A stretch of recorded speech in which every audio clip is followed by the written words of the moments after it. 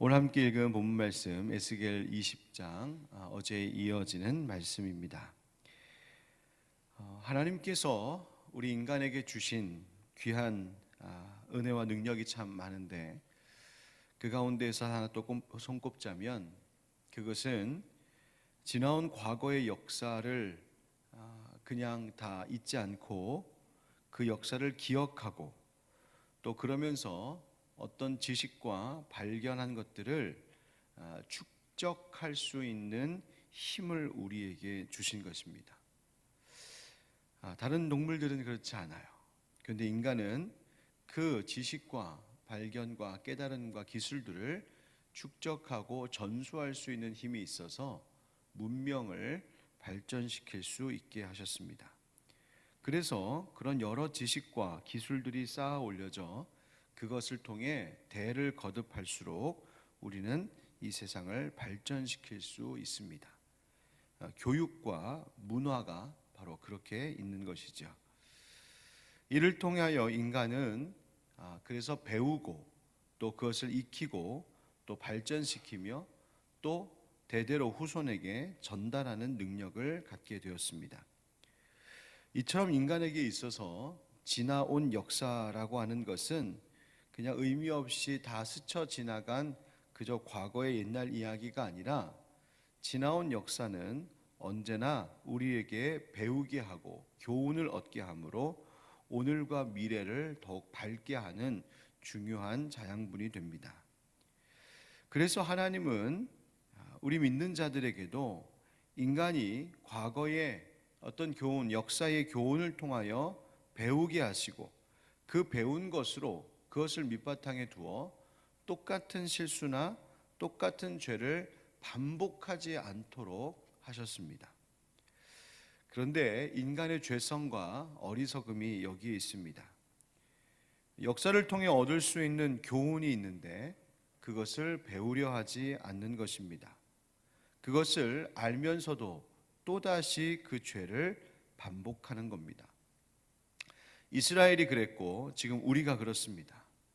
무엇이 잘못되어서 그렇게 되었는지 하나님께서 깨닫게 하시는데도 여전히 그것을 알아듣지 못하고 똑같은 죄를 반복합니다. 우리가 지금 범하고 있는 죄, 또 지금 이 세상 이 사회에서 일어나고 있는 사건들, 불의한 일들, 부정한 일들, 여러분 그 모든 것들이 낯설지 않은 것은 이미 오래전부터 우리 인간이 계속해서 거듭 반복 또 반복하고 있는 죄악의 연속이기 때문입니다. 이것이 우리의 어리석음이고 악한 죄성이죠. 이스라엘 백성들은 어떤 죄를 반복했는가? 바로 하나님의 그 선하시고 기뻐하시는 뜻이 무엇인지 그걸 분별하지 못하고, 아니 그것을 알면서도 순종하지 않고 거부했던 죄가 반복되고 있었습니다. 어제도 말씀드린 것처럼 이스라엘 백성들은 계속해서 범죄하였습니다. 그럼에도 불구하고 하나님은 그 진노하시는 것을 그 바로 심판하고 쏟아붓지 않으시고 그것을 참고 견디며 기다리시며 하나님께서는 마음을 돌이켜 선을 베푸시기를 원하셨습니다. 그런데 이스라엘 백성들은 어땠습니까? 어제 본문의 마지막 절 32절 한번 같이 읽어보실까요? 32절 시작. 너희가 스스로 이르기를 우리가 이방인 곧 여러 나라 족속같이 되어서 목석을 경배하리라 하거니와 너희 마음에 품은 것을 결코 이루지 못하리라. 아멘. 여러분 여기서 이스라엘 백성들이 우리가 뭐라고 했다는 겁니까? 하나님, 우리가 하나님 말고 다른 모든 이방인 족속같이 되어서 목석을 경배하리라 했다는 거예요. 나는 우상 섬기겠습니다 라고 대놓고 이야기했다는 거예요. 하나님께서 이렇게 이야기하는 이 이스라엘 민족들에게 뭐라고 하십니까? 우리 33절 같이 읽습니다. 시작. 주 여호와의 말씀이니라. 내가 나의 삶을 두고 맹세하노니 내가 능한 손과 편팔로 분노를 쏟아 너희를 반드시 다스릴지라. 아멘. 여러분, 여기 보니까 하나님께서 마치 사람의 모습처럼 내가 능한 손과 편팔로 이렇게 말하고 있습니다. 상징적인 표현이죠. 여러분, 능한 손과 편팔이라고 하는 것은 하나님의 그 강력한 힘과 그 역사하심을 나타내는 표현입니다. 여러분, 과거에는 하나님의 이 능한 손과 편팔이 어떻게 쓰였었냐면 이스라엘 백성들을 보호하심에 썼습니다. 신명기 말씀 곳곳에 이런 표현이 나와요. 내가 능한 손과 편팔로. 대표적으로 신명기 4장 34절에 보면 이렇게 말하고 있습니다. 어떤 신이 와서 시험과 이적과 기사와 전쟁과 강한 손과 편팔과 크게 두려운 일로 한 민족을 다른 민족에게서 인도하여 낸 일이 있느냐? 이는 다 너희의 하나님 여호와께서 애굽에서 너희를 위하여 너희의 목전에서 행하신 일이라. 아멘. 하나님께서 출애굽한 이스라엘 백성들을 향하여 뭐라고 말씀하셨냐면 이렇게 한 민족을 다른 민족에게서 인도해낸 역사가 다른 신들에게 있는지 봐라. 나처럼 강한 손과 편팔로 너희들을 이렇게 보호하고 인도해낸 그런 신이 어디 또 다른 데 있는지 봐라. 없다. 하나님만이 그 위대한 일, 하나님만이 구원하시고 인도하시고 보호하시는 일을 하신다. 하나님께서 이스라엘 백성들에게 말씀하셨어요. 그때 쓰였던 표현이 바로 이 강한 손과 편팔이었습니다. 이 강한 손과 편팔이 하나님께서 이스라엘 백성들을 도우시는, 인도하시고 보호하시는 방편이었어요. 그런데 하나님께서 지금 뭐라고 말씀하시는 겁니까? 여전히 애굽에서 너희들이 목전에서 또 이스라엘 백성들이 범죄할 때에 이 능한 손과 편팔이 이제는 그 이스라엘을 심판하는 데 쓰일 것이라고 말씀하시는 겁니다.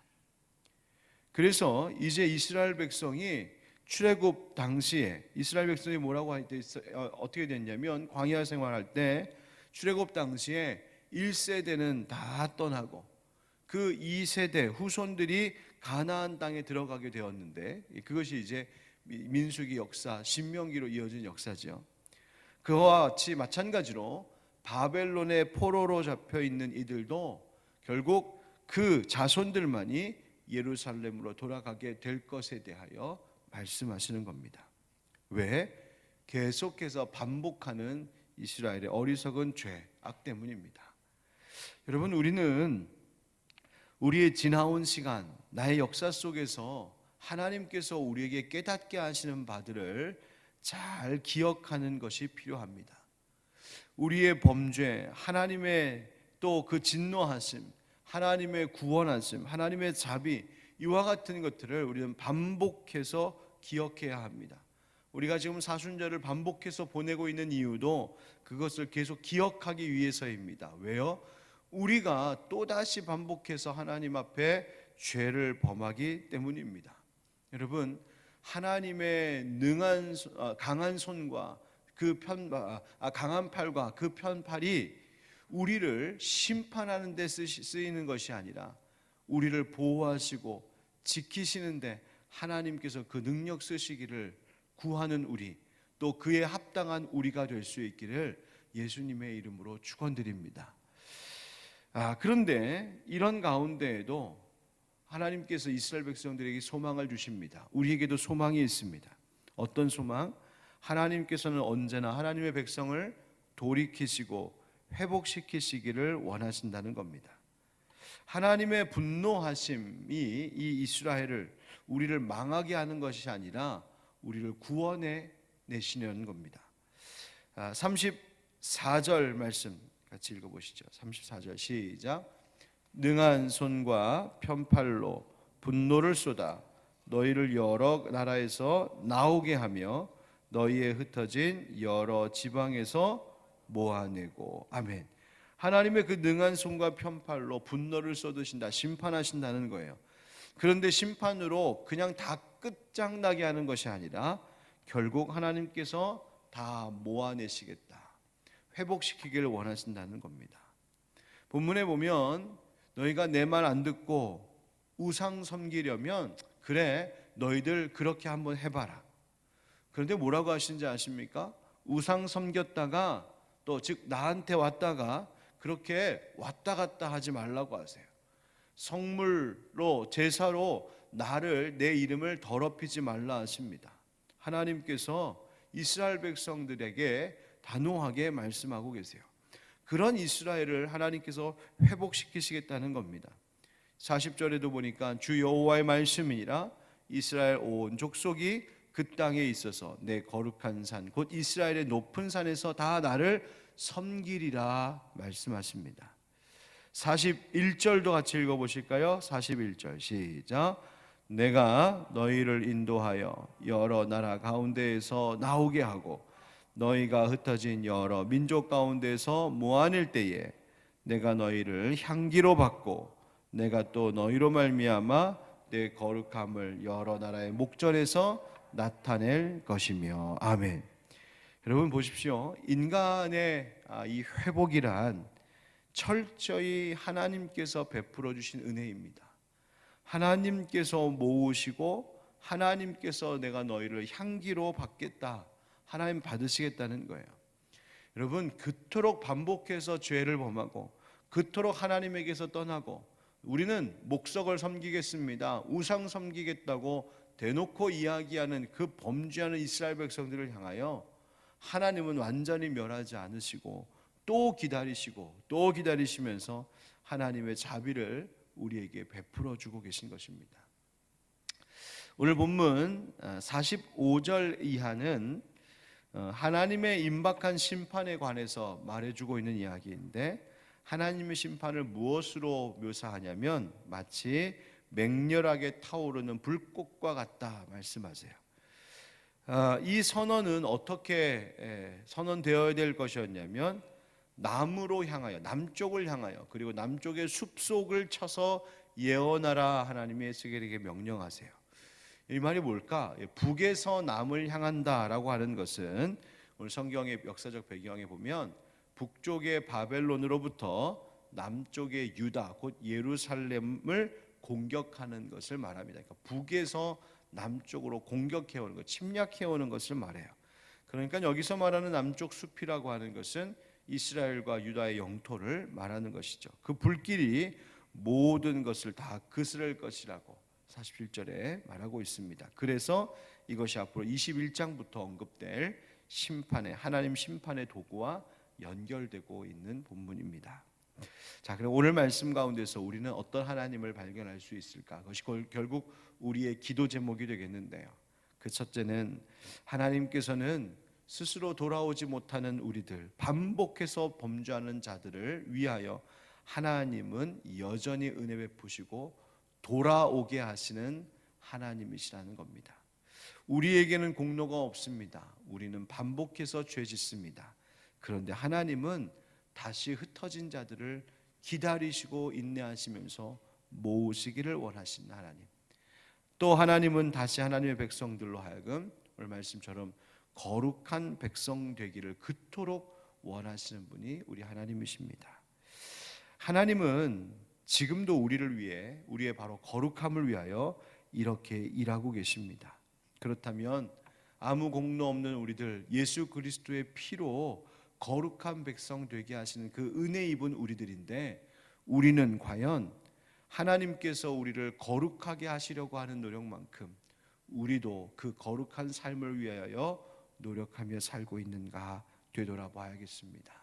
여러분, 지나온 시간들에 대한 그 과거의 역사 속에서 우리에게 교훈하시는 하나님의 말씀을 잘 기억하고 새롭게 주시는 오늘과 내일을 하나님의 거룩한 백성으로 살아갈 수 있는 깨어있고 또 신실한 하나님의 자녀들 될 수 있기를 예수님의 이름으로 축복합니다. 아멘. 함께